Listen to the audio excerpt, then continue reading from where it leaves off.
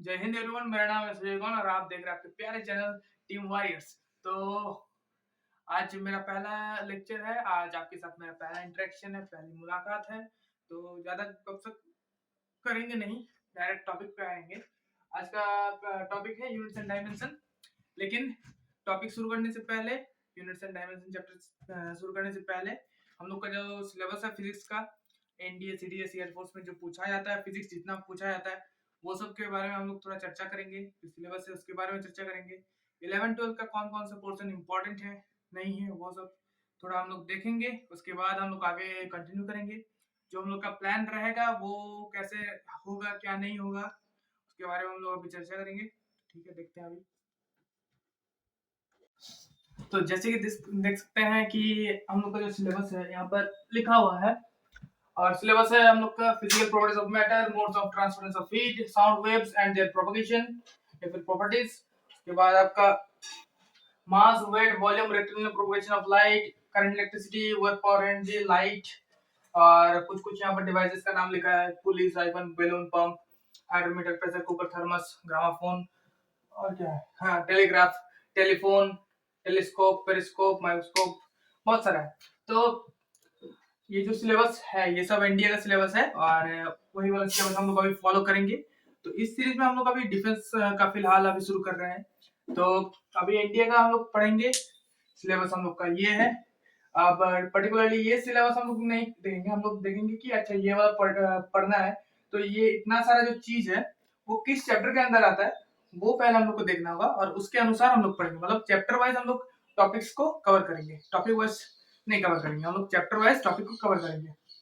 जैसे आपका 11-12 का जो टॉपिक होता है kinematics, laws of motion, work, power, energy, gravitation, properties of bulk matter, oscillation and waves, thermodynamics. या फिर जो 12 का मैटर पार्ट होता है electrostatics, current, electricity, magnetism, modern physics, optics. तो ये सब हम लोग करेंगे। मतलब चैप्टर वाइज हम लोग टॉपिक्स को कवर करेंगे। ठीक है, तो ये है हम लोग का एनडीए का सिलेबस और ऐसे ही पढ़ेंगे। तो आज फिलहाल चूंकि कोई इंट्रोडक्टरी वीडियो है और ये मेरा पहला लेक्चर है तो इसमें हम लोग थोड़ा फिजिक्स के बारे में बात करेंगे। फिजिक्स होता क्या है, क्या नहीं होता है, सब मतलब जो फिजिक्स का मेन उद्देश्य है पढ़ने का उसके ऊपर हम लोग बात करेंगे। क्या होता है, क्या नहीं होता है, क्यों पढ़ते हैं डिफेंस में या एनडीए का सिलेबस में फिजिक्स क्यों घुसाया, कारण तो होगा कुछ।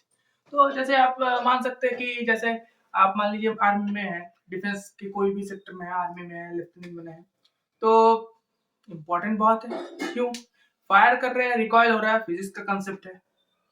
ठीक है, स्विमिंग करने जा रहे हैं उसमें भी फिजिक्स का कंसेप्ट लगता है। ठीक है, उसके बाद आप मान लीजिए कोई भी ऑपरेशन में है जहाँ पर आपको कोई टैंक से आपको फायर करना है या फिर आप ऐसे बम इफेक्ट मार रहे हैं तो उसमें भी जो प्रोजेक्टाइल मोशन होता है, आप किसी एक पॉइंट से दूसरे पॉइंट पे फेंक रहे हैं तो वो पैराबोला का शेप लेके वो आपका जो ऑब्जेक्ट है वो जाता है, तो वो भी फिजिक्स में पढ़ाया जाता है। तो जितना भी चीज है हम लोग की इर्द गिर्द, मतलब जितना भी चीज देख रहे हैं वो सब फिजिक्स है। कहा जाता है कि जो फिजिक्स है वो पूरा यूनिवर्स को, मतलब ऑब्वियसली यूनिवर्स को फिजिक्स चलाता है, मतलब उस सब्जेक्ट का नाम हम लोग फिजिक्स रख दिए है जो सब्जेक्ट पूरे यूनिवर्स को चलाता है। देखा जाए तो ये एकदम सच बात है। और जो मैथ है, मैथ होता है उसका हेल्पर। मैथ जस्ट हेल्प करता है। एक्चुअली जो जितना ब्रह्मांड में आप देख सकते हैं, कुछ भी ले लीजिए, कुछ भी छोटे से छोटे, मतलब ये पेन, मैं, आदमी, मेरा भाई जो सोया पड़ा है, आप जो देख रहे हो उधर, जितना भी चीज है हर एक चीज का एक्सप्लेनेशन फिजिक्स देता है।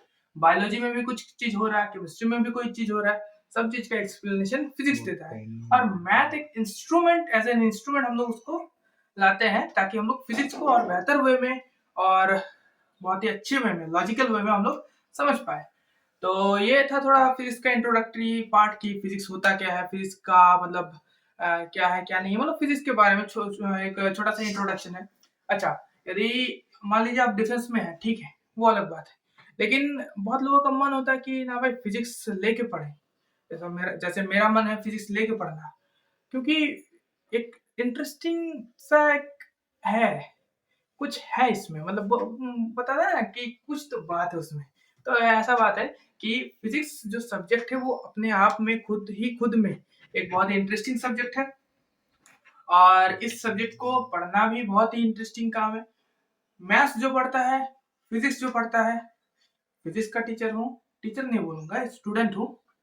तो फिजिक्स का स्टूडेंट हूँ, मैथ्स का भी स्टूडेंट हूँ। तो दोनों का जब कंबाइन होता है तब एक अलग ही मजा देता है, एक अलग ही प्रोडक्ट बन के फॉर्म होता है।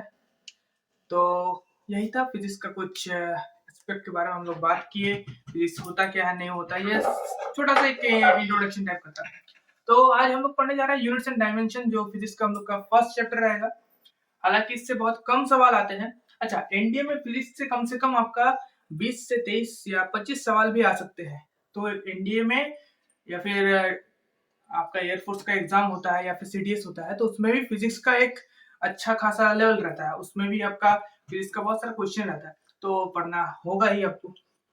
ठीक है, और मैं आशा करता हूँ कि आपको फिजिक्स इंटरेस्टिंग लगती होगी। पहले से नहीं लगती है तो पढ़ते पढ़ते आराम से लग जाएगी, मैं इसकी गारंटी ले सकता हूँ।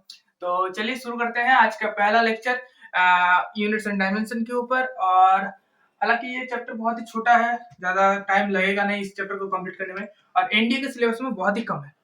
जो लोग जेई नीट का तैयारी कर रहे हैं उसके लिए ये वीडियो उतना हेल्पफुल रहेगा नहीं, जस्ट ऐसे रिवीजन के लिए देख सकते हैं।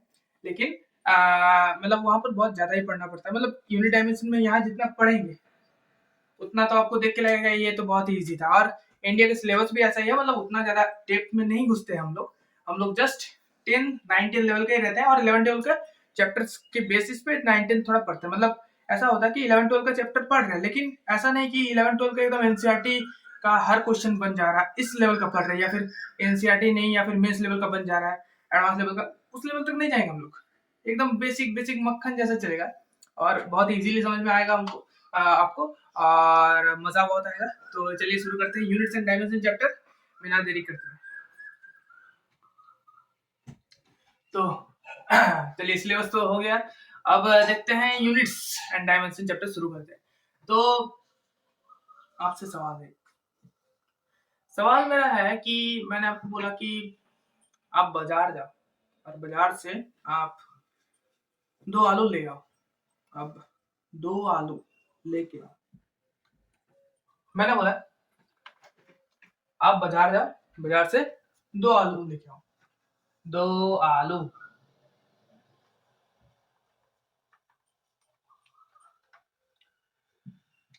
अब लेके आए 2 आलू। मैंने आपको बोला कि आप बाजार जाओ, बाजार से 2 किलो आलू लेके आओ।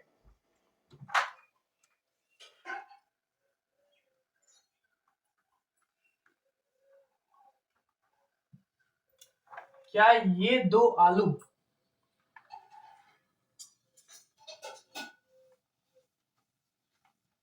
ये 2 किलो आलू के बराबर है?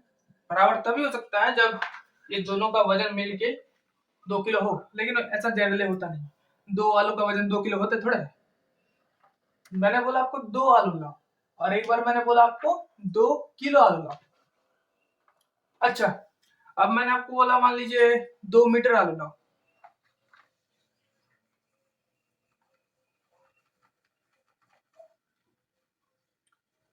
आपने स्केल लिया या फिर मेजरिंग जो टेप होता है वो लिया।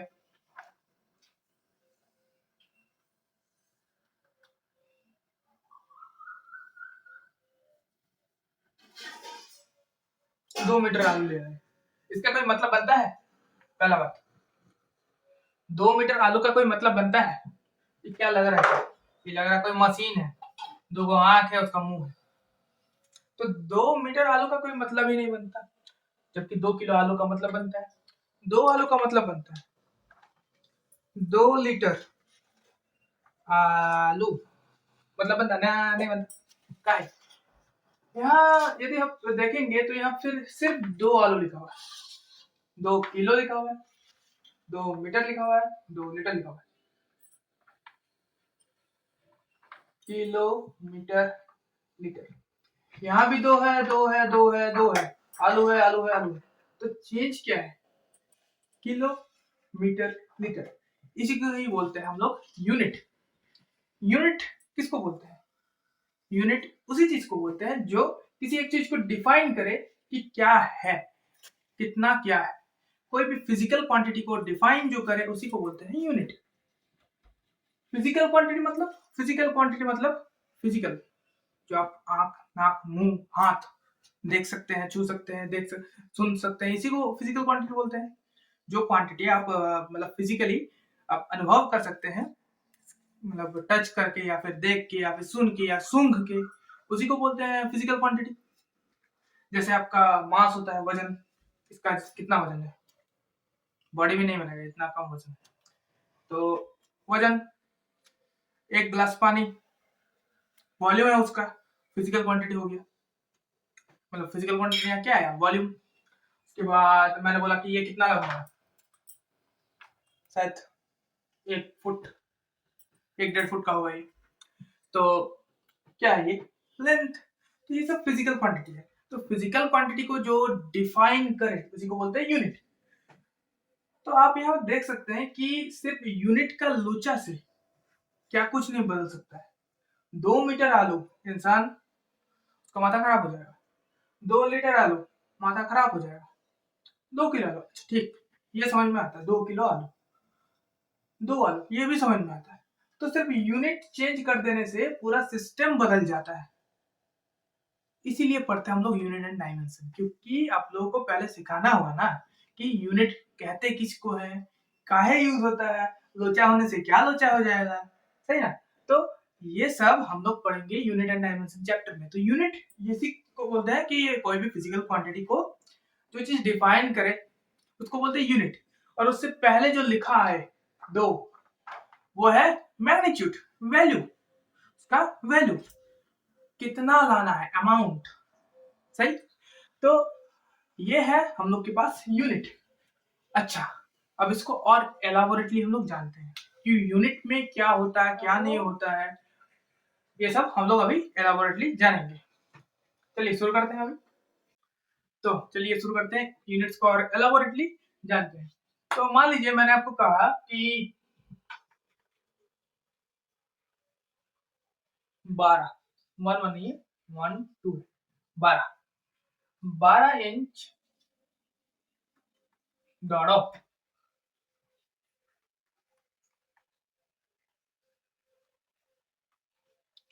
मैंने आपको बोला कि आप 12 इंच दौड़ जाओ। अब आप ठहरे अनजान आदमी, इंच आपको मालूम ही नहीं होता क्या होता है।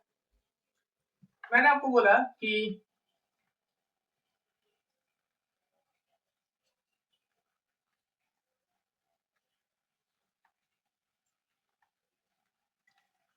एक मीटर दौड़ो।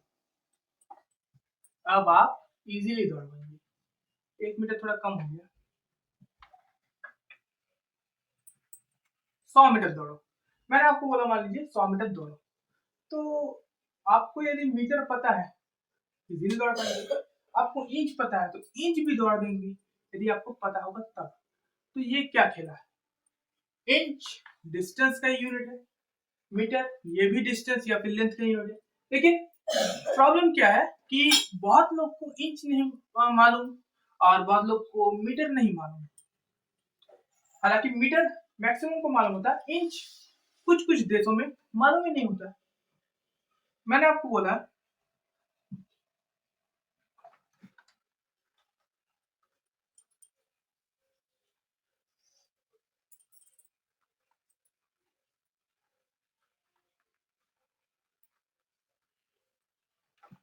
10 हेक्टोमीटर दौड़ो। अब बहुत को क्या होता है, मीटर मालूम है जी, इंच नहीं मालूम। बहुत लोग को मालूम हो सकता है हेक्टोमीटर, ये क्या है, किलोमीटर सुने हैं, सेंटीमीटर सुने हैं, मिलीमीटर सुने हैं, हेक्टोमीटर नहीं पता। तो ये सब जो है यूनिट्स में अभी पढ़ेंगे।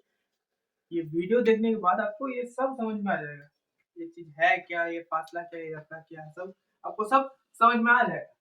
यूनिट्स को आप एलाबोरेटली देखने का मतलब है कि यूनिट्स के अंदर हम लोग अभी पूछेंगे कि यूनिट्स कितने टाइप के होते हैं, क्या क्या होता है, क्या क्या नहीं होता है, यूनिट्स में क्या क्या सिस्टम है, सीजीएस, एफपीएस, एमकेएस, एसआई। तो ये जो सिस्टम ऑफ यूनिट्स है इसके ऊपर देखेंगे।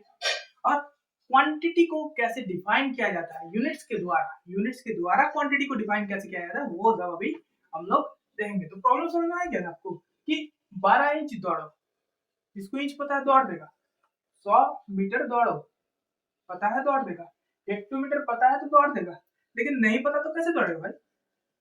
सही बात। तो इसी चीज को, इसी का सॉल्यूशन ढूंढने के लिए अभी हम लोग आगे पढ़ेंगे कि यूनिट्स का जो इंटरकनेक्शन होता है, different different system of units का जो इंटरकनेक्शन होता है वो कैसे होता है, क्या होता है, नहीं होता है। तो चलिए शुरू करते हैं फिर। तो अभी चलिए शुरू करते हैं। तो फिलहाल अभी आप हेडिंग लगाएंगे फंडामेंटल फिजिकल क्वांटिटी।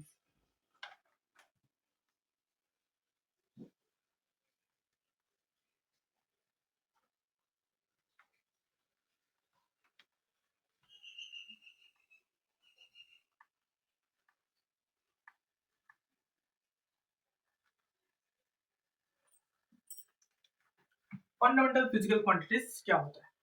तो अभी हम लोगों ने एक क्वेश्चन देखा था, या फिर हम लोगों ने एक प्रॉब्लम देखा था कि डिफरेंट जो टाइप्स ऑफ यूनिट होते हैं उसका ज्ञान ना होने पर हम लोग हम लोग को जो इंफॉर्मेशन दिया जाएगा वो हम लोग कंप्लीट नहीं कर पाए, या फिर एक ही सिस्टम ऑफ यूनिट्स में यदि हम लोग को हायरार्की नहीं पता कि मीटर को हेक्टोमीटर में कैसे चेंज कर सकते हैं, या हेक्टोमीटर नाम का भी कुछ चीज होता है, वो सब हम लोग को यदि नहीं पता होगा तो हम लोग हम लोग का जो कन्वर्सेशन है वो अधूरा रह जाएगा, या फिर जो हम लोग को इन्फॉर्मेशन मिलेगा वो हम लोग कंप्लीट नहीं कर पाएंगे।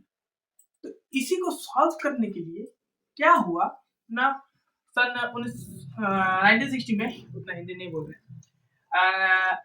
द ईयर 1960 में क्या हुआ, एक कमिटी बैठाया गया जिसमें एक स्टैंडर्ड सिस्टम ऑफ यूनिट्स को बनाया गया, जिसको हम लोग आज एसआई यूनिट्स के नाम से जानते हैं।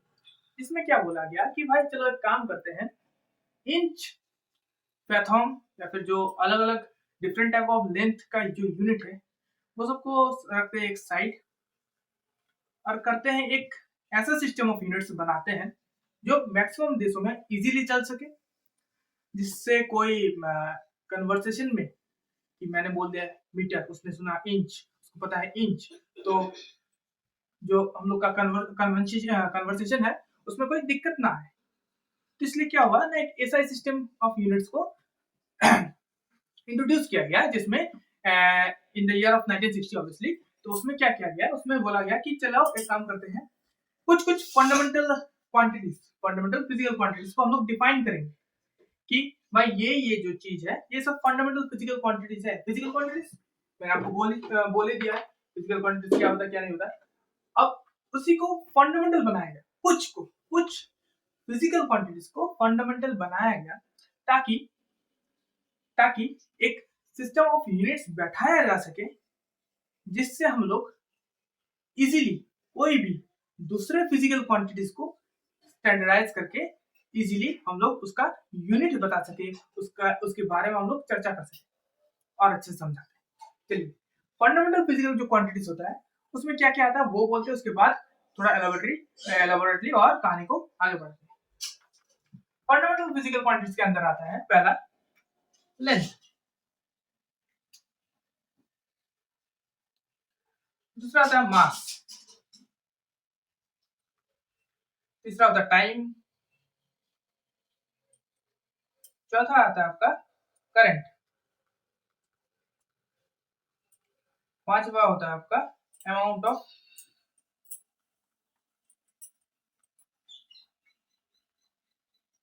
सब्सटेंस।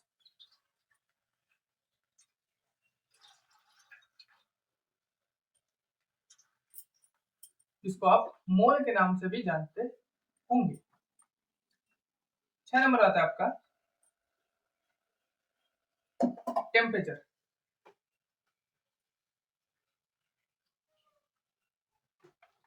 और 7 नंबर आता है आपका ल्यूमिनस इंटेंसिटी।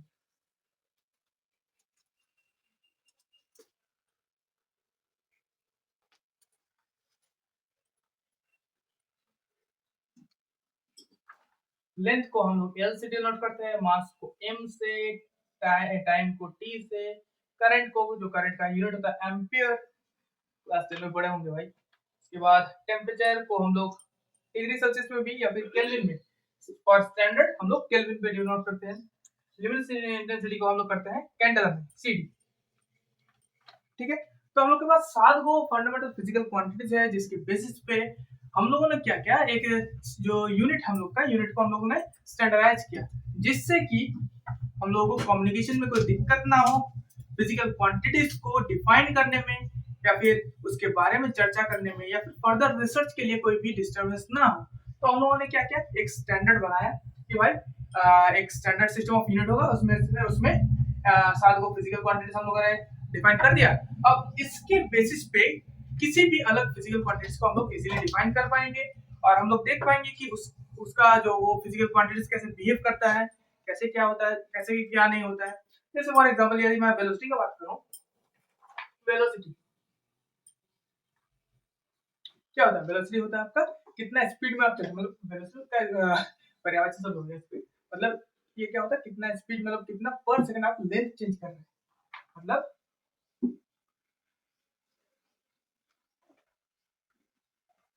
कितना लेंथ आप चेंज कर रहे हैं पर सेकंड। लेंथ, टाइम, ये दोनों ही आपका फिजिकल क्वांटिटी आता है।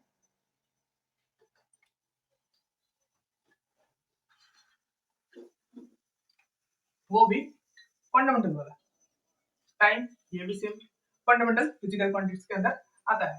तो दो फिजिकल क्वांटिटीज फंडामेंटल वाला, दो फंडामेंटल फिजिकल क्वांटिटीज को जब हम लोग एक साथ मिलाएंगे और ये मिलाने पर हम लोग इजीली किसी भी दूसरे क्वांटिटी को हम लोग डिराइव कर सकते हैं, किसी भी दूसरे क्वांटिटी के बारे में हम लोग चर्चा कर सकते हैं, किसी भी दूसरे क्वांटिटी को हम लोग ला सकते हैं। तो इस क्वांटिटी को हम लोग बोलेंगे डिराइव्ड फिजिकल क्वांटिटी। और ये जो फंडामेंटल फिजिकल क्वांटिटी है, इसके ही बेसिस पे हम लोग किसी भी दूसरे फिजिकल क्वांटिटीज को इजीली ला सकते हैं। फॉर एग्जांपल ये पहला वाला हो गया आपका वेलोसिटी वाला, ठीक है। एक्सेलरेशन बोले तो change in velocity, change in velocity मतलब dv या फिर del v by del t, del t, ठीक। अब वेलोसिटी चेंज, तो वेलोसिटी में चेंज करेंगे तो यहाँ क्या होगा, ये इसका इसका ये जो पूरा चीज है ये पूरा चीज चेंज हो जाएगा, ये पूरा चीज चेंज हुआ तो ये किससे बना, मिलकर बना, वेलोसिटी जो है वो किससे मिलकर बना, फंडामेंटल फिजिकल क्वांटिटी से बना है। फिर वो फर्दर उसको फिर टाइम से डिवाइड करते हैं तो मेरे पास आ जाता है एक और डिराइव्ड फिजिकल क्वांटिटी जिसको हम लोग बोलते हैं एक्सेलरेशन।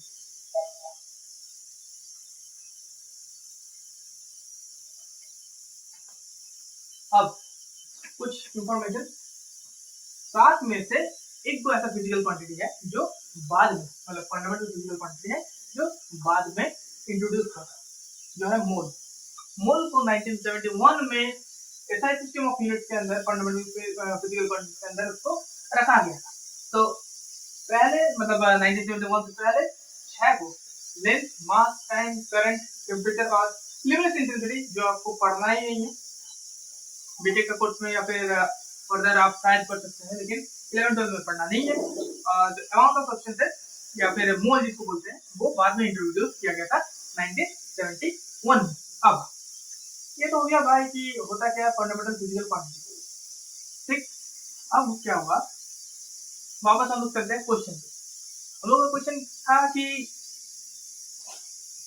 इंच मुझे पता है, उसको नहीं पता, मीटर उसको पता है, मुझे नहीं पता, फैथम उसको पता है या फिर किसी और क्वांटिटी कोई और कोई और सिस्टम ऑफ यूनिट दूसरे किसी को पता है, लेकिन मुझे नहीं पता या फिर मुझे पता है उसको नहीं पता।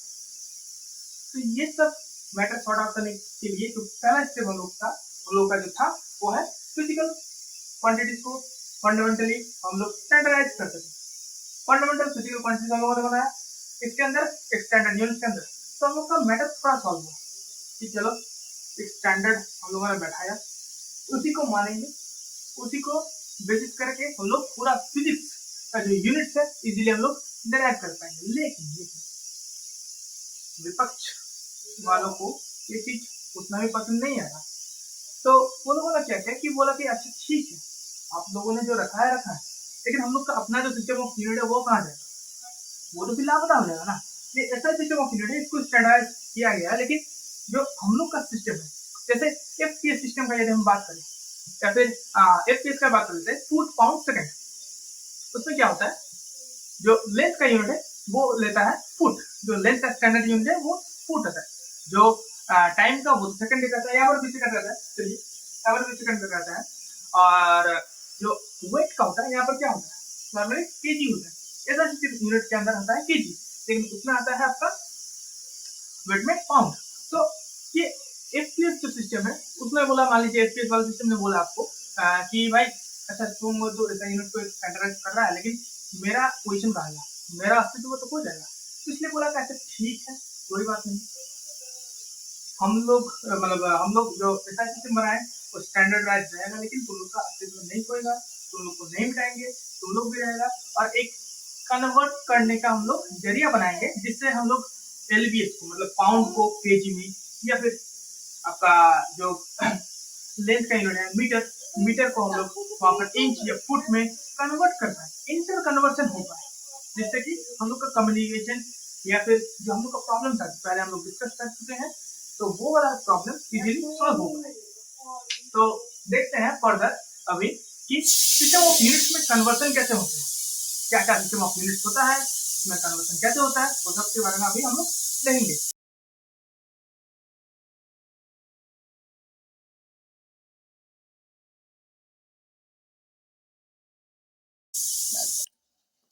तो अब देखेंगे सिस्टम ऑफ यूनिट्स में जो ऐसा सिस्टम है या फिर सीजीएस है, पीएस है, क्या है क्या नहीं, उसके बारे में।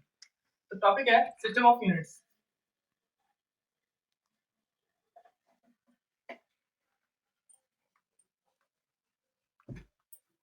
पहला था आपका सीजीएस, बचपन से पढ़ते आ रहे होंगे ये सब, फिर भी पढ़ रहे हैं, चलिए सीजीएस सेंटीग्राम सेकंड। दूसरा था एफपीएस फुट पाउंड सेकंड। तीसरा था एमके मीटर किलो सेकंड। और चौथा आता हम लोग का प्लेन वाला एसआई। अच्छा, ये जो सीजीएस है इसका फुल फॉर्म ये है, साथ ही साथ जैसे हम लोगों ने देखा ना कि एसआई सिस्टम ऑफ यूनिट्स के अंदर 7 को फिजिकल फंडामेंटल, हाँ फंडामेंटल फिजिकल क्वांटिटीज होता है, वैसे ही सीजीएस में या एफपीएस में या फिर एमकेएस में ये तीनों में 3 ही फंडामेंटल क्वांटिटीज को कंसीडर किया गया है, और उसी के बेसिस पे ये जो अपना सिस्टम चलाता है, और फिजिकल क्वांटिटीज दूसरे जो डिराइव्ड फिजिकल क्वांटिटीज है इसी से निकल के आते हैं। लेकिन प्रॉब्लम इसमें बहुत कुछ है, जैसे टेम्परेचर यूनिट इसमें नहीं है, या फिर करंट का यूनिट नहीं है, तो बहुत सारे यहाँ पर प्रॉब्लम था पहले से, इसलिए हम लोगों ने एसआई सिस्टम ऑफ यूनिट को हम लोगों ने इंट्रोड्यूस किया है। अब एसआई के अंदर क्या होगा, जैसे सीजीएस के अंदर सेंटीग्राम सेकंड है, एफपीएस के अंदर फुट पाउंड सेकंड है, एमकेएस के अंदर मीटर किलो सेकंड है, एसआई के अंदर क्या होगा, एसआई के अंदर होगा आपका लेंथ, मास, उसके बाद जो 7 फंडामेंटल क्वांटिटीज है, मतलब फंडामेंटल फिजिकल क्वांटिटीज है, वो सब आएगा, सही बात। अच्छा, एसआई यूनिट में हम लोग लेंथ को या फिर लेंथ का जो यूनिट है वो क्या लेते हैं, लेंथ का लेते हैं मीटर। देखिए मैच हो गया, थोड़ा बहुत मैच कर रहा है, एमकेएस और एसआई में बहुत सिमिलरिटी है। चलिए देखते हैं आगे। मास, मास में इसका होता है एसआई में किलो, इसमें भी किलो है। उसके बाद आता है आपका टाइम सेकंड, इसमें भी सेकंड। तो एमकेएस और एसआई में बहुत ज्यादा सिमिलरिटी है। एक्चुअली पहले एमकेएस सिस्टम चलता था, उसके बाद इसी को और अच्छा से डिराइव करके 2-4 और जितना में आपका फिजिकल मतलब फंडामेंटल फिजिकल क्वांटिटी है, और उसको लेकर और उसके अंदर घुसा दिया यूनिट को, तो इसलिए इसका एसआई का एक एसआई नाम का जो नया यूनिट है वो फॉर्म हुआ, जिसमें लेंथ, मास, टाइम, उसके बाद आपका अमाउंट ऑफ सब्सटेंस, उसके बाद ल्यूमिनस इंटेंसिटी, उसके बाद आपका टेम्परेचर, करंट, ये सबको घुसा के एक नया सिस्टम ऑफ यूनिट बनाया। तो एक्चुअली एसआई यूनिट का जो यदि पूर्वज बोलेंगे तो वो होता है एमकेएस ही होता है। अब नेक्स्ट जो टॉपिक है हम लोग का वो है आपका कन्वर्सन ऑफ यूनिट्स। तो आप अभी देख पा रहे होंगे एक पूरा चार्ट या फिर एक पूरा शीट बना हुआ है, जिसमें अच्छा से दिया हुआ है कन्वर्सन ऑफ यूनिट्स। ये जो आपका अभी आप लोगों ने पढ़ा CGS unit, FPS unit, MKS unit, SI unit, तो हम लोगों ने जो पहले डिसाइड किया था या फिर पहले जो हम लोगों ने डिस्कस किया था कि जो क्वेश्चन था हम लोग के पास, जो क्वेश्चन था उसको जब हम लोगों ने डिस्कस किया तो हम लोग को जो प्रॉब्लम पता चला था वो था कि हमको पता है उसको नहीं पता ये यूनिट वो यूनिट क्या होता है क्या नहीं। तो उसी का फाइनल सॉल्यूशन जो आप चार्ट देख रहे हैं वही है इसका फाइनल सॉल्यूशन। और फाइनल सॉल्यूशन यही है कि आप एक यूनिट का दूसरे यूनिट में कन्वर्सन करने का पद्धति या फिर काम आप सीख लो, टेक्निक आप सीख लो कैसे क्या होता है या फिर नहीं होता है।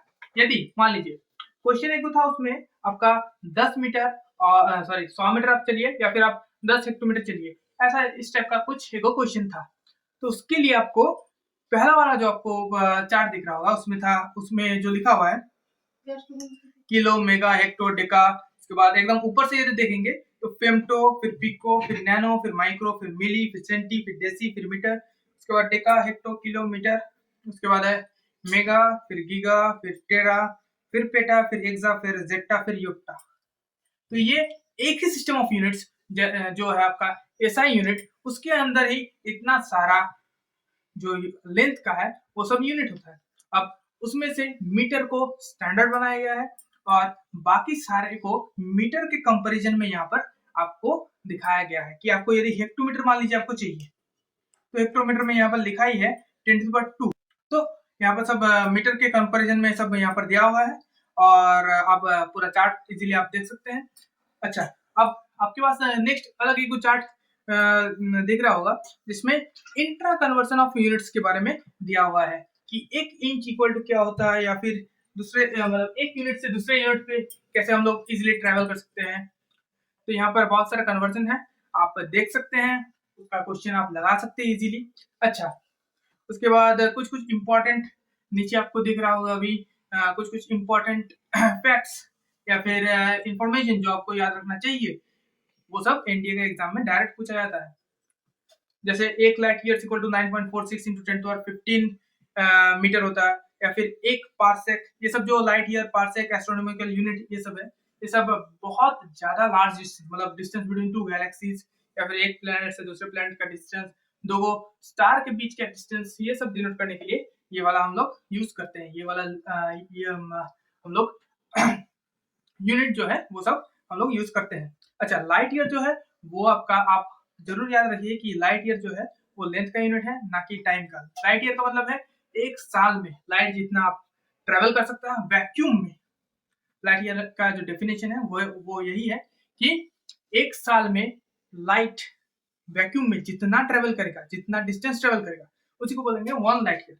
और वो लगभग आता है आपका 9.46 इंटू 10⁻15 मीटर। अच्छा, उसके बाद आपको और कुछ यूनिट्स दिख रहे होंगे, जैसे एक गैलन इक्वल टू 3.785 लीटर होता है, एक बैरल इक्वल टू 158.987 लीटर होता है। उसके बाद और कुछ आपका लीटर का यूनिट आपको दिख रहा होगा। अच्छा, और एक चीज जो यहाँ पर इंपॉर्टेंट है, मास ऑफ ड्वार्फ स्टार, इसी को हम लोग बोलते हैं चंद्रशेखर लिमिट। ये होता है 2.765 इंटू 10⁻30 kg। तो कुछ रिसेंट ईयर्स के पीवाईक्यू में ये वाला क्वेश्चन आया हुआ है और ये सब जो कन्वर्सन है आपको याद रखना चाहिए, इस पे आप क्वेश्चन प्रैक्टिस कर सकते हैं इजीली। आप कोई भी आप यूनिट कन्वर्सन पकड़ लीजिए या मतलब कोई भी आप यूनिट ले लीजिए, उस यूनिट से दूसरे यूनिट में आप छलांग लगा सकते हैं। तो जो यूनिट्स एंड डायमेंशन है, इसका जो फर्स्ट टॉपिक है या फिर फर्स्ट जो टाइप है वो होता है आपका वो होता है आपका यूनिट्स। तो यूनिट्स यहाँ पर खत्म होता है। यूनिट्स में आप पढ़े आप लोगों ने पढ़ा कि फिजिकल क्वांटिटी किसको कहते हैं, यूनिट किसको कहता है, यूनिट में क्या सिस्टम होता है क्या नहीं होता, फिजिकल क्वांटिटीज को डिराइव करने के लिए कैसे यूनिट्स का इंपॉर्टेंस होता है।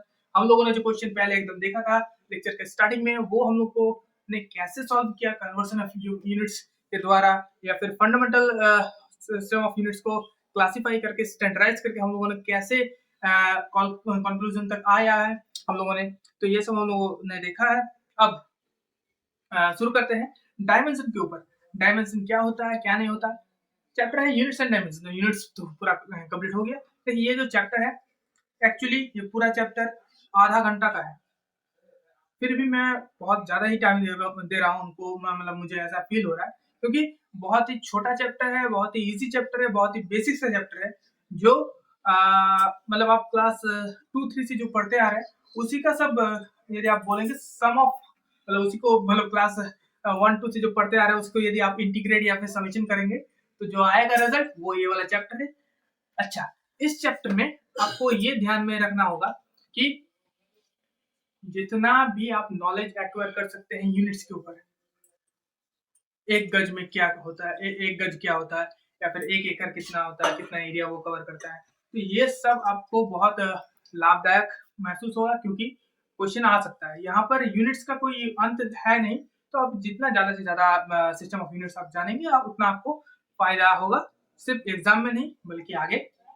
अच्छा, नेक्स्ट एक यहाँ पर इंपॉर्टेंट क्वेश्चन छूट गया था जो मैं बताना चाहता हूँ कि एसआई में देखिए देखिए होता क्या है कि एसआई में मैंने आपको बोला कि 7 फंडामेंटल यूनिट्स होता है और बाकी 3 में 3 करके ही फंडामेंटल फिजिकल क्वांटिटीज होता है या फिर फंडामेंटल यूनिट्स को सेट किया गया है। तो ये जो है ये वाला क्वेश्चन रिसेंट ईयर में आया है, तो ये कहना था। उसके बाद अब हम लोग शुरू करते हैं डायमेंशन के ऊपर, क्या डायमेंशन क्या है क्या नहीं है, चलिए शुरू करते हैं। तो शुरू करते हैं डायमेंशन। डायमेंशन किसको कहते हैं? Dimensions of physical quantity are the powers to which the fundamental physical quantities must be raised to represent a given physical quantity। मतलब इसका मतलब होता है, मैंने बोला आपको, मान लीजिए कि डेंसिटी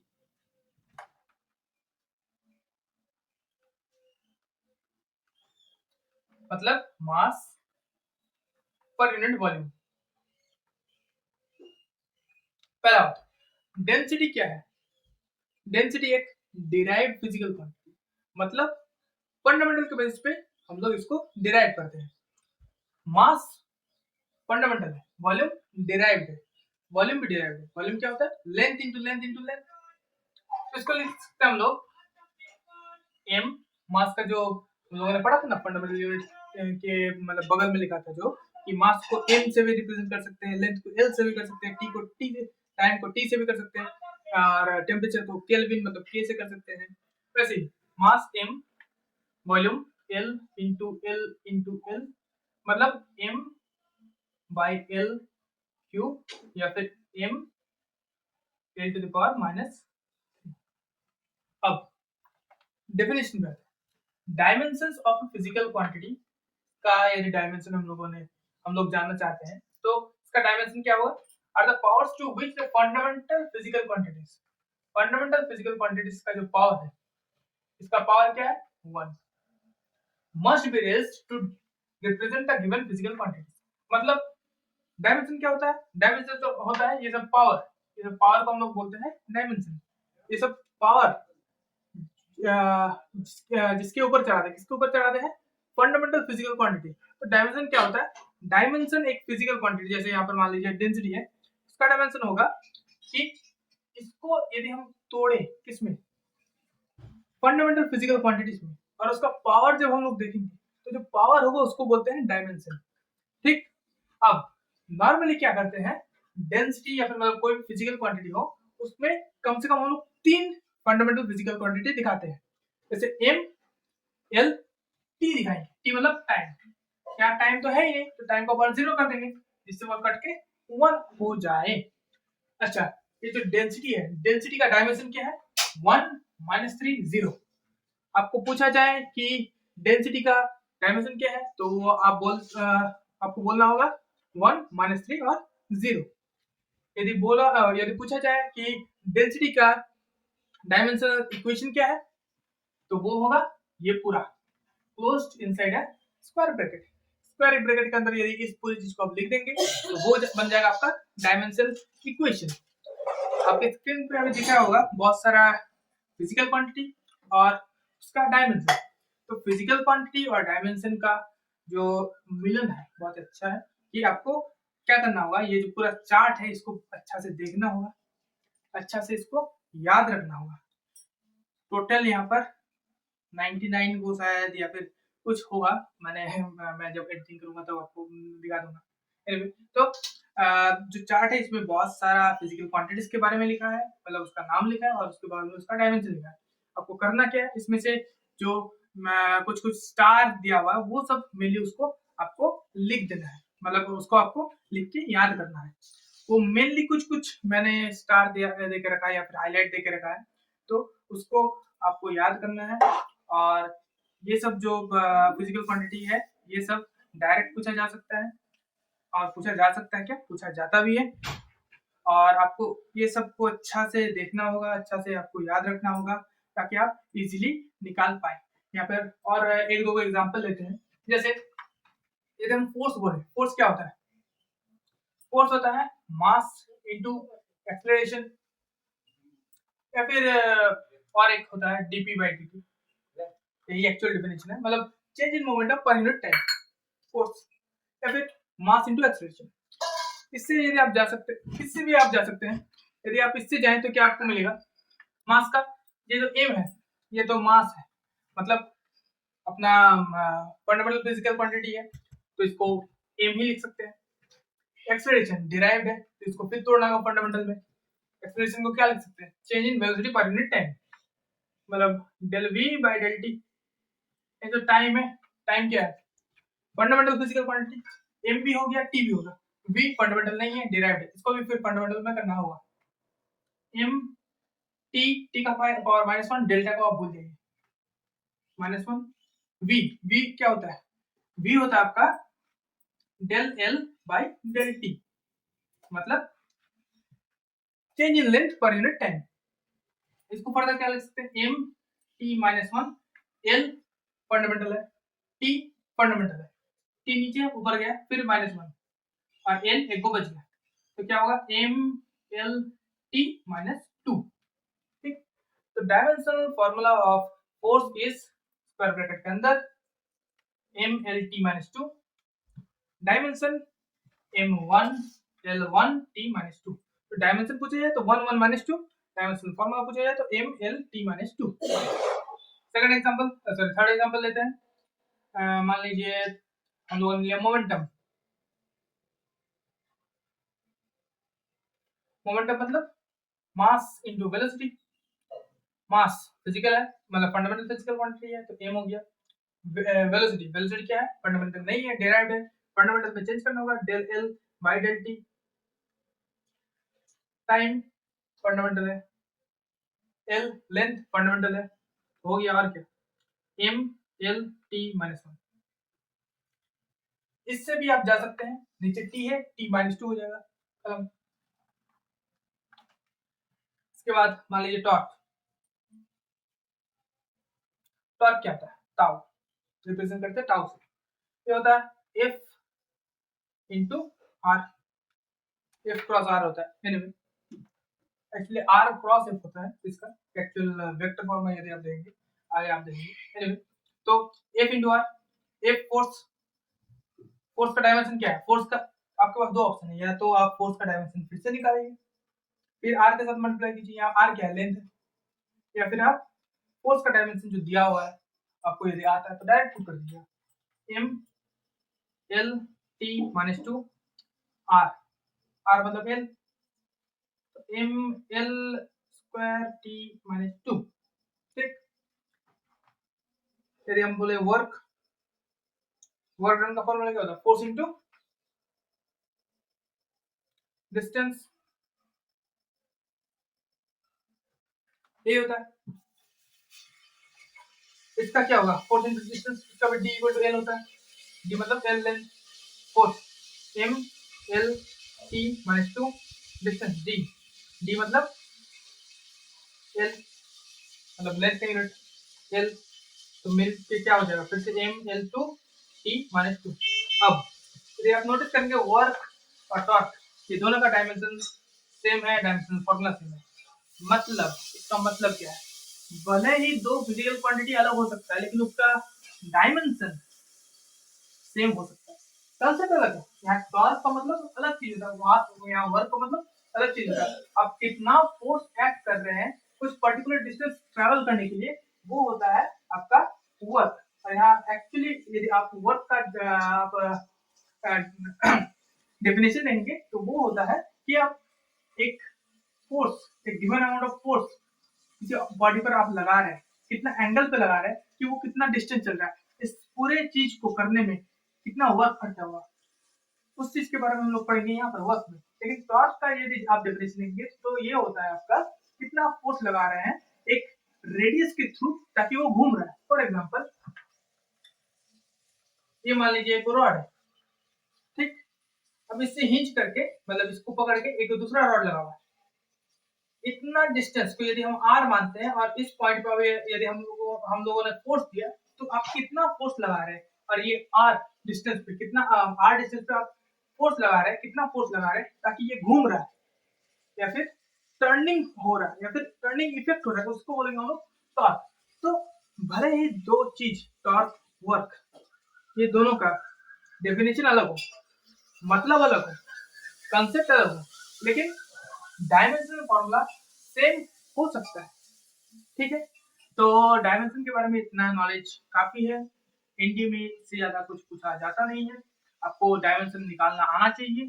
तो मैंने आपको यहाँ पर दिखा दिया कुछ एग्जांपल के थ्रू, आप और डायमेंशन पे आप इजीली देख सकते हैं, जो आपको मैंने चार्ट दिया था मैं फिर से डिस्प्ले कर दे रहा हूँ यहाँ पर। तो आप चार्ट में जो जो डायमेंशन है, डायमेंशन फॉर्मूला उस पर आप देखिए। मैं चाहता हूँ आप उस पर थोड़ा अपना दिमाग लड़ाइए। बहुत सारा यहाँ पर यूनिट आपको नया दिखेगा, आपको पता भी नहीं होगा कि इतना सारा यूनिट होता भी है, नहीं भी होता। टॉर्क का नाम शायद आप पहले नहीं सुने होंगे या फिर बहुत लोगों ने सुना होगा। बहुत कुछ होता है ऐसा, टॉर्क होता है, इम्पल्स होता है, बल्क मॉडुलस होता है, यॉस मॉडुलस होता है, उसके बाद बहुत कुछ कांस्टेंट होता है, वो सब का आपको जानना होगा, उसके बारे में आपको पढ़ना होगा। मतलब 11th-12th में जितना आप यूनिट्स अभी फिलहाल स्क्रीन में देख रहे हैं, 11th-12th में पूरा सारा यूनिट्स है, मैक्सिमम सारा यूनिट्स है। तो स्ट्रेस है, स्ट्रेन है, ये सब आपको देखना होगा, तो ये सब आपको पढ़ना होगा, देखना होगा। तो फिलहाल जो डायमेंशन वाला पार्ट है, आप यदि अभी 11th में हो तो डायमेंशन वाला पार्ट है उतना सब यदि याद नहीं करना चाहते हो तो ठीक है, एक काम कीजिए बस, जब भी आप कोई भी चैप्टर में आप घुसेंगे तो जब यूनिट्स के बारे में आपको जानकारी होगा कि ये यूनिट्स इसका होता है, ये यूनिट इसका होता है, तो आप बगल में डायमेंशन फॉर्मूला लिख के थोड़ा एक बार प्रैक्टिस कर लीजिए, ताकि ये वाला जो चैप्टर है एकदम पानी की तरह क्लियर हो जाए उससे। पहला पॉइंट। सेकंड पॉइंट, यदि आप 12th में हो, यदि आप 12th में हो तो आपको सारा फॉर्मूला तो आता ही होगा मैक्सिमम, नहीं भी आता हो तो आप देख लीजिए, देख के डायमेंशन निकालिए, उसमें प्रैक्टिस कीजिए थोड़ा बहुत। इससे बहुत हालांकि ये वाला जो चैप्टर है इससे बहुत ही कम सवाल आता है, मेनली वो एक ही सवाल घूम फिर के पूछता है कि सीजीएस में, एमटीएस में, एफपीएस में, एसआई में कितना फंडामेंटल यूनिट्स को लिया गया है, नहीं लिया गया है। तो ये वाला जो चीज है वो पूछा जाता है मेनली, और इससे ज्यादा उतना कुछ पूछा नहीं जाता है। अच्छा, ये सब हुआ, इसके बाद डायमेंशन खत्म हुआ, इसके बाद हम लोग शुरू करेंगे अभी एरर्स। एरर्स एक बहुत ही छोटा टॉपिक है और एरर से बहुत ही कम सवाल आता है, बहुत ही कम सवाल आता है।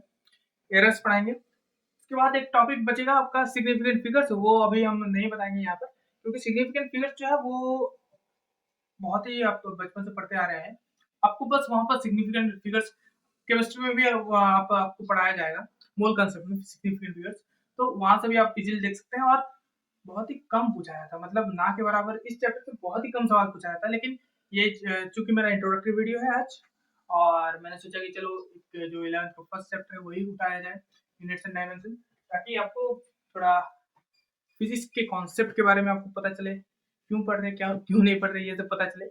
हालांकि थोड़ा बोरिंग वाला सेशन है ये वाला, लेकिन हम आपको वादा करते हैं कि जो नेक्स्ट हम लोग का चैप्टर आएगा वेक्टर्स, वेक्टर से गजब इंटरेस्टिंग आपको लगेगा। ये पूरा चैप्टर है, सिर्फ आपको रटना है और कुछ नहीं, थोड़ा बहुत दिमाग, दिमाग नहीं बोल सकते, इसमें दिमाग कहाँ लगता है, उतना दिमाग नहीं लगता, बस थोड़ा बहुत आपको नॉलेज होना चाहिए इसका, डायमेंशन क्या होता है, क्या नहीं होता, कैसे निकालना है। एरर वाला पार्ट है, अभी हम बताएंगे, उसके बाद ये क्लास खत्म होगा।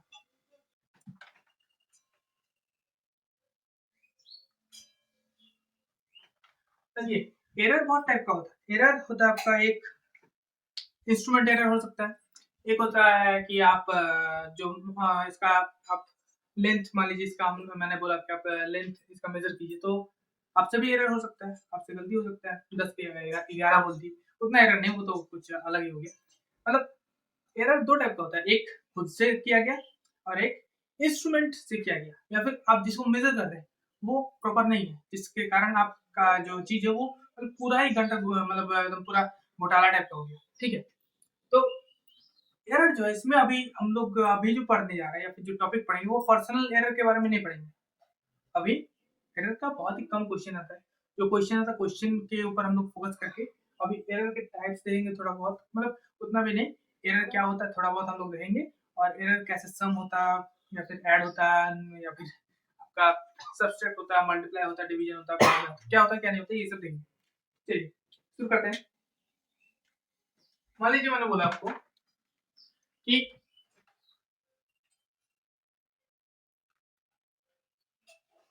ये पॉइंट है ए, ये पॉइंट है बी, ये पॉइंट है सी। पॉइंट ए से बी 10 प्लस माइनस 2 मीटर है, और पॉइंट बी से सी ये जो डिस्टेंस है वो मान लीजिए आप 12 प्लस माइनस 2 मीटर। आगे इतना भी एरर नहीं होता। प्लस माइनस का मतलब देखिए यहाँ पर जो मैंने लिखा है 10 प्लस माइनस 2, 10 क्या है, ये 10 मीटर का है, लेकिन शायद ये 12 मीटर का भी हो सकता है या फिर ये 8 मीटर का भी हो सकता है। मतलब इसमें एरर क्या है, एरर है दो, दो का एरर है यहाँ पर, प्लस माइनस 2 का एरर है कि मैंने जो मेजर किया है शायद वो थोड़ा ज्यादा या फिर थोड़ा कम, मतलब यहाँ पर एक एवरेज मैंने ले लिया, वो है 10, इससे दो ज्यादा हो सकते हैं या फिर दो कम हो सकते हैं, इससे ज्यादा नहीं हो। तो ये वाला जो पार्ट है इसको बोलते हैं एरर पार्ट, और ये जो पार्ट है इसको बोलते हैं एक्चुअल पार्ट, जो एक्चुअल वाला पार्ट है। ठीक है, तो उसमें वैसे ही सेम आपका बीसी में 12 प्लस माइनस 2, दो जो है एरर है, मतलब प्लस 2 हो सकता है या फिर माइनस 2 हो सकता है, उससे ज्यादा या कम नहीं। तो ये है एरर। ठीक है, अब यदि मैंने बोला आपको कि पॉइंट ए से बी जा रहा है, बी से सी जा रहा है, एक ही साथ यदि आप जाएंगे तो टोटल कितना का एरर आएगा, एरर कितना का आएगा, मैक्स टू मैक्स। जब भी यहाँ एरर का बात आएगा मैक्सिमम एरर का बात हम लोग करेंगे, तो मैक्स टू मैक्स यदि देखा जाए तो मैक्स टू मैक्स कितना आएगा, यहाँ से यहाँ का यदि आप डिस्टेंस देंगे तो कितना है, ए से सी का डिस्टेंस है 10 plus minus 2 plus 12 plus minus 2, कितना का डिस्टेंस है, इसका मतलब टोटल 22 प्लस माइनस 4, 4 क्यों, 0 क्यों नहीं, माइनस 4 क्यों नहीं, 2 2। यहाँ पर हम लोग देखते हैं कि मैक्स टू मैक्स कितना एरर हो सकता है, वो हम यहाँ पर लिखते हैं। यहाँ पर ऐसा भी हो सकता था कि हम लोगों ने कॉम्बिनेशन लगाया कि अच्छा यहाँ इसका प्लस टू लेंगे और इसका माइनस टू लेंगे, जुट के 0 हो जाएगा, लेकिन नहीं, वो सबसे कम एरर होगा 0, लेकिन यहाँ पर जो है 4 लिखे हैं वो है सबसे मैक्सिमम एरर। तो यहाँ पर जब भी एरर का बात करेंगे, जो हम लोग एरर सम करेंगे या फिर एरर निकालेंगे, मैक्सिमम एरर पे जाएंगे। तो ये है आपका एरर का छोटा सा कॉन्सेप्ट। एरर में हम लोग कैसे प्लस करते हैं वो समझे। अब देखते हैं यदि कभी हम लोग को मल्टीप्लाई करना पड़े, यहाँ पर क्या है, ये यूनिट क्या है, लेंथ, ये भी लेंथ है, तो दो यूनिट को हम लोग मतलब दो लेंथ वाला यूनिट को हम लोग जोड़ रहे हैं कितना हमारे मीटर है। अच्छा, तो जोड़ रहे हैं, जोड़ने पर ऐसे करके हम लोग जोड़ सकते हैं। यदि घटाना हो, घटता नहीं है, एरर कभी भी नहीं घटता, error is always additive in nature, error हमेशा बढ़ता है, गलती गलती कर करके गलती बढ़ता है, गलती घटता नहीं है कभी। ठीक है, जितना गलती करेंगे उतना अंदर भोगेंगे आप। तो गलती करने पर ऐड होता है, ऐसा नहीं कि एक अच्छा गलती की एक खराब गलती की कट गया, जीरो, गलती से गलती बढ़ता ही है हमेशा। अब आता है एरर मल्टीप्लिकेशन करने पर क्या होता है। अच्छा, मान लीजिए एक स्क्वायर है आपके पास, स्क्वायर या फिर रेक्टेंगल मान लीजिए, एक साइड है a प्लस माइनस डेल है, एक साइड है b plus minus del B. अब इसका यदि हम लोग एरिया निकालेंगे तो क्या आएगा, area equal to del X plus minus del X, मान लीजिए मतलब जो इसका इनटू करके आएगा जो एरिया है उसमें भी तो कुछ एरर होगा, उसमें भी कुछ आपका एक्चुअल वैल्यू होगा। तो मान लेते हैं डेल एक्स प्लस मतलब X plus minus del X, क्या लिख सकते हैं उसको, a plus minus del A into B plus minus del B. ठीक, x कॉमन लिए, a कॉमन लिए, b कॉमन लिए, तो क्या आया, x into one plus del X by X equal to a plus minus del X by X del A by A into B plus minus del B by B. अब x a और b गौर कीजिए, x area है, a into B area है, actual value है, ये दोनों into करने से x के बराबर आता है, तो इसको इजीली हम लोग काट सकते हैं। आया क्या, 1 plus minus del X by X equal to 1 plus minus del A by A into 1 plus minus del B by B. इसको जब मल्टीप्लाई किए तो ये आया, इसमें 1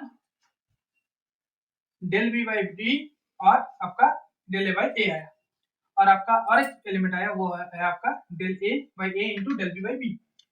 ये जो एलिमेंट है ये बहुत ही छोटा है, एरर जो है वो 0 पॉइंट मतलब पॉइंट के अंदर आता है, बहुत ही कम होता है एरर, ठीक है, जो मैंने एग्जांपल पहले दिया था उतना ऊपर एरर नहीं जाता, ठीक है, तो बहुत ही छोटा है ये क्वांटिटी जो है, बहुत ही छोटा है, इसलिए इसको हम लोग नेग्लेक्ट करेंगे यहाँ पर। यदि हम लोग यहाँ पर नेग्लेक्ट करते हैं इसको तो क्या निकल के आता है, 1 plus minus del X by X equal to 1 plus minus del B by B plus del A by A. 1 1 cut गया तो क्या निकला, del X by X equal to होगा del B by B plus minus del A by A. Error हमेशा maximum होता है, तो यहाँ पर माइनस होगा नहीं, यहाँ पर डायरेक्टली हो जाएगा आपका प्लस, प्लस माइनस हटा के प्लस हो जाएगा, तो del X by X equal to del B by B plus del A by A, ये होता है। ये पूरा फॉर्मूला आपको डिराइव करने का जरूरत नहीं है, बार बार आप डायरेक्टली कर सकते हैं। यदि आपको बोला कि find the error in the area when length is equal to a plus del A और breadth is equal to b plus del b, आप इजीली निकाल सकते हैं। Del X by X equal to del B by B, B का value दिया होगा, del B का भी वैल्यू दिया होगा, del X by X easily आप निकाल सकते हैं डायरेक्टली, ठीक है। तो ये जो है ये एक्चुअली रिलेटिव एरर है, इसी को हम लोग रिलेटिव एरर भी कहते हैं। रिलेटिव एरर क्यों, क्योंकि ये जो एरर है, एरर वाला पार्ट तो सिर्फ डेल एक्स वाला, डेल बी और डेल ए वाला पार्ट, लेकिन किसी के कंपैरिजन में यहाँ पर एरर बताया गया है, डेल एक्स के कंपैरिजन में, सॉरी एक्स के कंपैरिजन में डेल एक्स, तो ये रिलेटिव है, ये वाला चीज पूरा रिलेटिव है कि x के relatively with relative to x डेल x क्या है, तो ये रिलेटिव एरर आता है, ये जो है ये रिलेटिव एरर है। इसी तरह यदि आप डिवाइड करेंगे तो सेम चीज आएगा, ऐसे ही आप del B by B plus del A by A करेंगे, सिर्फ प्लस करना है, माइनस नहीं करना है, मतलब जितना भी आपका एरर है सब एडिटिव इन नेचर होता है हमेशा, इसलिए हम लोग ऐड करते हैं हमेशा। और एरिया निकालते वक्त या फिर मल्टीप्लाई करते वक्त कभी भी आपको यदि जरूरत पड़े तो डायरेक्ट जो आपको चाहिए error del X by X equal to इसका एरर बाई इसका मैग्नीट्यूड, इसका एरर बाई इसका मैग्नीट्यूड करेंगे और दोनों को जोड़ देंगे। यदि यहाँ पर हम लोग डिवाइड भी करते हैं, यदि आप इसको डिवाइड करके डिराइव करेंगे फिर भी यहाँ पर ये वाला एक पार्ट आएगा जिसको हम लोग नेग्लेक्ट करेंगे, और बहुत सारा और पार्ट आएगा उसको नेग्लेक्ट करेंगे, बहुत ही छोटा एरर होता है वो सब मान के हम लोग नेग्लेक्ट करेंगे, और अंततः यही वाला फॉर्मूला आता है। डिवीजन मल्टीप्लिकेशन में यही फॉर्मूला आता है, एडिशन में ये वाला फॉर्मूला आता है। और एक चीज लास्ट पार्ट, यदि पावर हो, मान लीजिए टाइम पीरियड होता है ऑसिलेशन का 2 pi under root L by G, ठीक है। यहाँ पर यदि बोला कि find the error in the time period when, इसको एक क्वेश्चन बनाते हैं, find error in time period when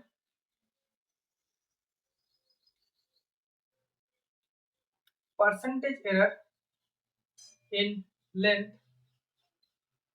equal to 1% and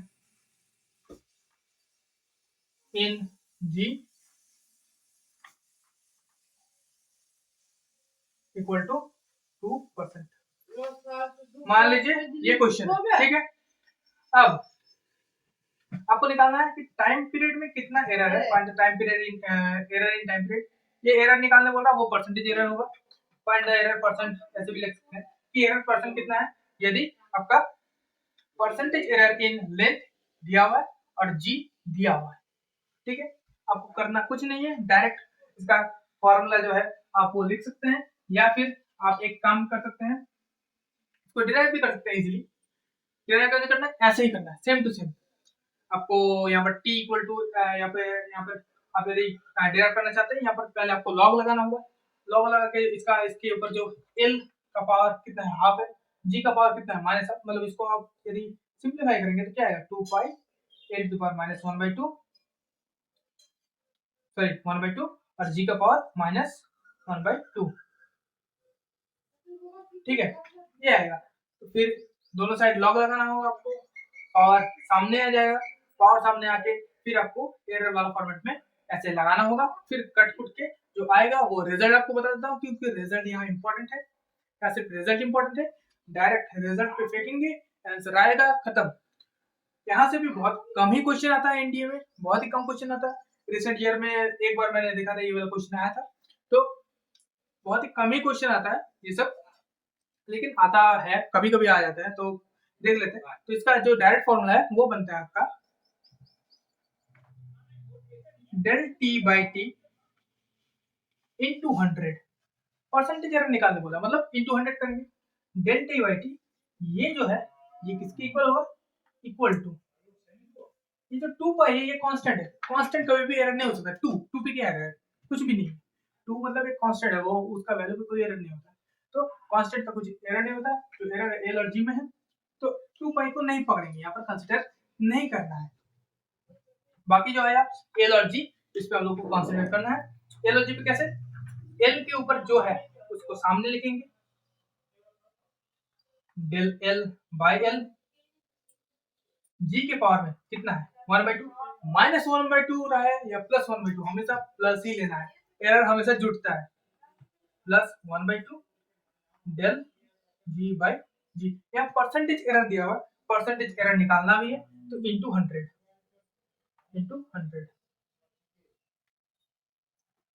ठीक है, ये 100 है। 1/2 del L by L into 100 plus 1/2 del G by G into 100 का वैल्यू पुट करेंगे। ये del L by L into 100, इसका पूरा वैल्यू दिया हुआ 1%, तो 1% मतलब 1 है, तो 1 into half 0.5 plus half into G by del G by G into 100, इसका पूरा वैल्यू दिया हुआ 2, 2 इंटू हाफ 1, इसका पूरा वैल्यू आ गया 1.5%। ठीक है, तो एरर में इतना ही है, इससे ज्यादा इंडिया में नहीं पूछेगा। इससे ज्यादा बहुत कुछ है एक्चुअल में जो मेंस में आपका काम आता है। कुछ कुछ फॉर्मूला होता है रेजिस्टेंस का, लेकिन वो सब नहीं है अभी फिलहाल। तो आपको बस इतना जानना है कि एरर हमेशा एडिटिव इन नेचर होता है। यदि जोड़ने के लिए बोला, एरर को कोई दो फिजिकल क्वांटिटी दे दिया, तो ऐड करना है, ऐड करने के लिए ऐड कर देंगे नॉर्मली, एरर जुड़ जाएगा, कभी भी नेगेटिव नहीं होगा। सेकंड, यदि आपको मल्टीप्लाई करना है या फिर डिवीजन करना है, डायरेक्ट एरर निकालना है, del X by X equal to del B by B plus del A by A. यदि यहाँ पर भी मल्टीप्लिकेशन नहीं हो रहा है, लेकिन यहाँ पर पावर में भी कुछ है, टी का पावर हाफ, जी का पावर माइनस हाफ, तो करना क्या है? यदि परसेंटेज एरर दिया तो ऐसे करना है, नहीं दिया तो इस 100 को हटा देंगे, 100 को हटा देंगे, डायरेक्ट 1.5। यहाँ पर मान लीजिए यहाँ पर परसेंटेज, यहाँ पर पूछते हैं find the error in time period when the percentage को मान लीजिए हटा देता, मतलब find the error in time period when error in length is 1 and G is 2, ऐसे देता है। तो क्या करते हैं, इजीली क्या होता है यहाँ पर डेल एल बाई एल, यहाँ पर एल 1 पुट कर देते और जी का 2 है, तो यहाँ पर 2 पुट कर देते हैं, del G by T bus. और यहाँ पर जो पावर है, पावर को सामने लाएंगे, माइनस रहेगा या प्लस, हमेशा प्लस रहना है, तो 1/2 into del L by L plus 1/2 del G by G. ठीक है, इतना ही करना है, ऐसे ही करना है। और जो एरर डायमेंशन वाला पार्ट है तो पूरा खत्म हो गया आपका।